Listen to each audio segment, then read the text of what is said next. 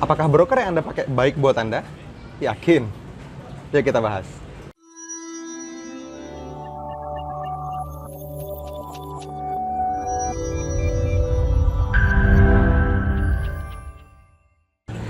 Halo teman-teman semua, masih dengan saya Fadli di channelnya Nusantara FX Community, tempatnya para trader Nusantara teredukasi.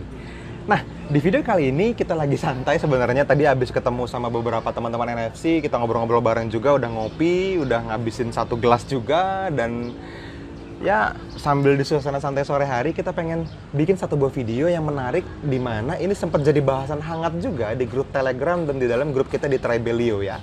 Nah, ngomong-ngomong buat teman-teman yang belum gabung, teman-teman klik link di bawah ini, teman-teman masuk ke dalam nfcvip.net/komunitas, teman-teman akan dibawa ke dalam sebuah platform diskusi NFC yang baru, ya, namanya Tribelio. Oke, nanti kita ngomongin itu di belakang deh.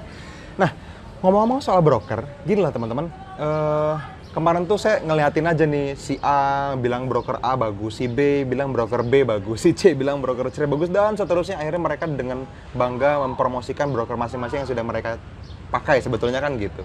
Sebenarnya nggak ada tendensi apa-apa sih kalau saya lihat. Mereka rata-rata hanya memberikan edukasi ke sesama traders, which is tujuannya baik. Cuman kadang-kadang saya suka kasihan karena dasar berpikirnya yang belum tepat menurut saya. Kenapa? Karena banyak sekali website reviewer yang mereview broker A, B, C, D, E, dan seterusnya, itu broker-broker bagus, padahal belum tentu. Kalau kita bedain website yang satu dengan website yang lain, itu rankingnya beda tuh. Ada yang di sini dibilang scam, di sini masuk 3 besar dunia kan gitu ya. Ada yang di sini ranking 10, di sini ranking 1, kayak gitu-gitu. Jadi beda-beda. Nah, sekali lagi teman-teman, reviewer ini hanya mereview apa yang mereka lihat berdasarkan fakta di lapangan. Nah, yang lebih buruknya lagi, kadang-kadang ada juga reviewer yang memang di-endorse oleh broker tertentu untuk bisa mempromosikan brokernya. Nah, ini yang datanya kadang-kadang jadi susah buat dipercaya.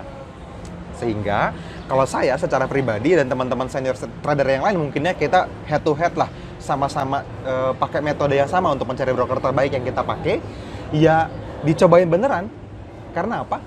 Harus dicobain dengan akun realnya, dengan duit beneran. Itu saran saya. Kenapa? Karena gini, akun demonya biasanya kadang-kadang bagus banget. Kadang-kadang juga eksekusinya bagus banget, tapi ketika beneran dilempar ke market real, itu eksekusinya lambat. Ada juga yang bikin spreadnya jadi lebar banget gitu. Ada juga yang ketika news justru malah nggak bisa transaksi, susah gitu, requote dan lain-lain. Banyak banget kekurangan-kekurangan di broker tertentu yang beda-beda dengan kasus dan kekurangan yang beda-beda. Sehingga kita sampai ke satu kesimpulan di mana kalau kita nggak cobain langsung, kita nggak tahu kantornya di mana, kita nggak tahu ownernya siapa, pelaku bisnisnya siapa, dan visi besarnya broker tersebut apa, kita kayaknya nggak mau pakai deh. Karena udah banyak banget broker. Apalagi saya sekarang bareng sama teman-teman semua, kita udah belasan ribu, udah lebih dari 20.000 trader sih sebetulnya ya, yang gabung bareng NFC hari ini.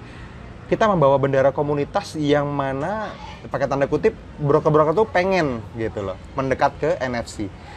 Ya tadi, apa yang kita sarankan itu kemungkinan besar akan teman-teman NFC pakai. Jadi kita sangat-sangat selektif sama broker-broker tertentu. Nah, terus gimana dong cara milihnya? Saya sih kasih beberapa tips aja teman-teman. Yang pertama gini, teman-teman perlu hindarin broker yang memang menggunakan fixed rate untuk depo WD-nya. Ya, biasanya gini, teman-teman deposit misalnya Rp12.000 dengan WD Rp12.000 juga. Atau misalnya deposit Rp10.000, WD-nya Rp10.000 juga. Dengan point of sales-nya mereka, ya jadi nggak kena kerugian kurs gitu. Kalau teman-teman deposit $1.000 misalnya 10 juta, terus belum profit atau belum loss, butuh duitnya ditarik tetap 10 juta, kan nggak kehilangan selisih kurs. Nah, itu memang menarik memang marketingnya. Cuman yang jadi masalah adalah dolar mana yang bisa dibeli dengan $1-nya 10.000. Nggak ada teman-teman. Jadi teman-teman perlu selektif. Kalau misalnya teman-teman mendapatkan deposit 1.000 dengan uang fix 12 juta atau 10 juta rupiah, ya bisa jadi akunnya yang diisiin ke akun teman-teman itu dolar-dolaran, which is mereka bandarin tentunya. Oke? Nah, itu kita bedain lagi nanti. Jadi broker itu ada 2, ada broker di lindes atau bandar, ada broker yang memang lempar market, ya, hanya benar-benar jadi broker atau perantara. Itu kalau kita ngomongin fixed rate. Yang selanjutnya fixed spread. Nah, ini juga menarik. Misalnya, ada broker-broker tertentu, ya, saya nggak sebut nama ya, yang menetapkan sebuah spread itu sebagai spread yang fix. Misalnya untuk untuk currency per major seperti misalnya USD CHF, GBP USD gitu ya, atau Euro USD itu fix 3 pips misalnya. Ya. Jadi mau pagi, mau siang, mau sore, mau malam selalu 3 pips fix gitu. Ya, marketingnya supaya mudah untuk menghitung kerugian keuntungannya, supaya teman-teman lebih gampang kalau mengukur berapa pips yang harus dicapai. No, bukan itu tujuannya teman-teman. Yang namanya pips itu tercipta berdasarkan bid sama ask, berdasarkan permintaan dan penawaran di market. Orang tuh kalau mau beli atau mau jual itu ngebid gitu ya. Jadi akan selalu ada jarak. Nah, ketika transaksinya sangat ramai, itu bid sama ask bisa nempel. Makanya ada yang namanya akun zero spread. Karena spreadnya bisa benar-benar nol. Ketemu, transaksinya lagi sangat aktif. Tapi di jam-jam tertentu dia akan melebar karena jarangnya terjadinya transaksi. Nah, ini mungkin terjadi di broker-broker yang bagus. Kenapa? Karena memang dilempar ke market real, sehingga data feed yang masuk adalah data yang ada di market. Itu pun masih mungkin bisa dibandarin juga sebetulnya. Jadi kita nggak bisa 100%. Yang pasti kalau misalnya fix, itu fix juga akan dibandarin sama mereka semua. Oke, lanjut. Apalagi misalnya, saya juga pernah ngalamin pakai sebuah broker yang kita lagi floating profit, floating minus, ada beberapa transaksi nih. Ya, terus tiba-tiba ada satu tambahan floating minus lagi yang mendekati atau mirip-mirip kriterianya dengan OP yang lagi berjalan. Padahal saya catat dengan persis nih, untungnya saya catat transaksinya. 7 transaksi, tiba-tiba transaksi ke-8 dalam waktu beberapa jam kemudian yang tidak pernah ada pending ordernya. Tiba-tiba ada transaksinya dan floating minus.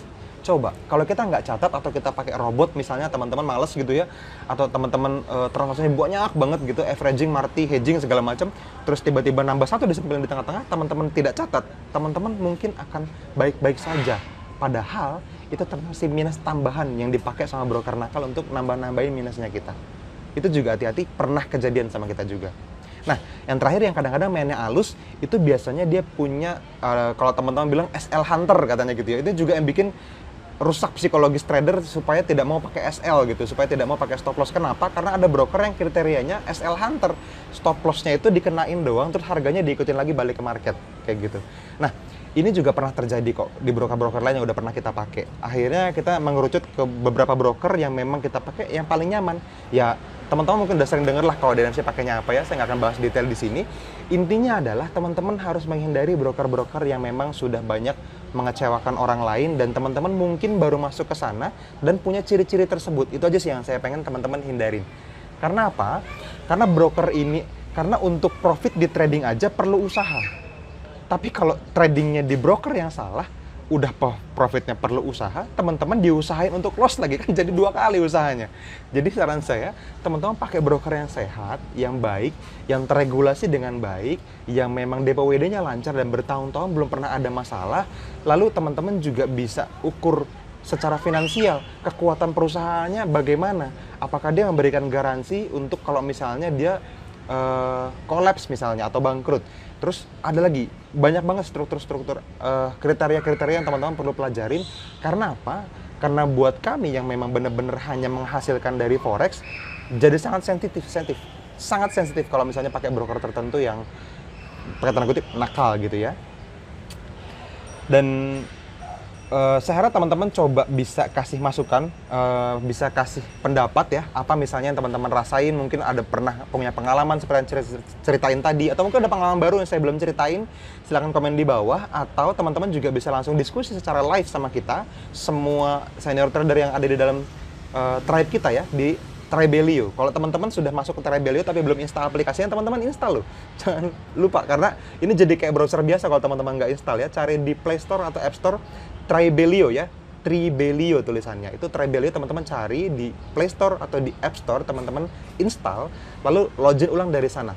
Setelah itu teman-teman akan bisa sangat nyaman diskusinya, sangat enteng karena aplikasinya udah bagus banget menurut saya, cuman ini masih terus dalam tahap pengembangan. Kita termasuk early adapter lah ya untuk NFC. Teman-teman jadi orang-orang awal yang ikut memanfaatkan platformnya dan terus bertumbuh bareng dengan keluarga besarnya NFC. Oke, ya mungkin itu aja dari saya teman-teman. Kalau teman-teman suka video ini, teman-teman silakan klik tombol like-nya. Teman-teman ingat juga untuk selalu subscribe supaya dapat info lagi kalau kita upload video baru yang menarik. Dan sampai ketemu di video-video berikutnya. See you!